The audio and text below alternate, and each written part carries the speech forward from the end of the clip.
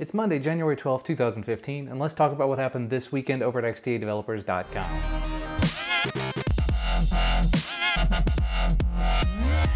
First up, Google apparently made millions of users around the globe sad with their latest Google app update. People in the Cayman Islands, Colombia, Spain, Chile, and tons of other locations have been reporting that they're not seeing consumer-based cards anymore for things like sports and news stories. There might be a bit of a temporary workaround by changing your language to one with United States in it, like Spanish United States. But that doesn't seem to be working for everybody. Be on the lookout for future updates to the Google app. Hopefully they won't take too long to fix this one. Moving right along, a vulnerability in Android was discovered back in June of 2014, and as of this weekend, XDA forum member Vortox took that vulnerability and exploited it, making a tool for the Kindle Fire HDX series that you can use to sign custom boot images.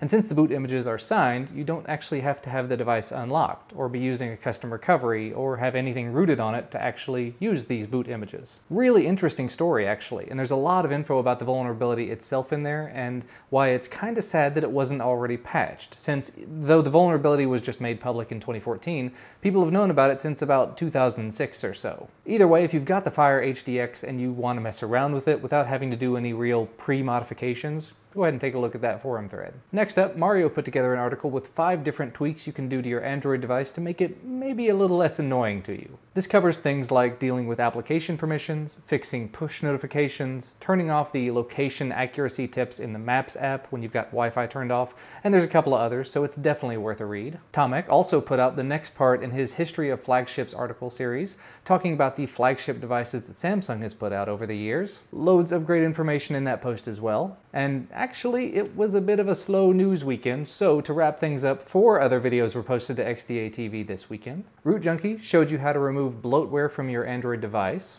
Then I did a hands-on with a Huawei Ascend Mate 7 and the P7. Then I did a hands-on with the Razer Forge TV. And then finally, I did a hands-on with a few of the products that Sony had on demo at CES. But you know what? That's going to be about all from me for today. You can find the links to all the stories I talked about down in the video description as usual, as well as the links to my YouTube channels. Remember, if you like this video, please leave us a like down below the video and subscribe to receive all of our content as soon as it becomes available. Thanks for watching though, and I'll see you next time.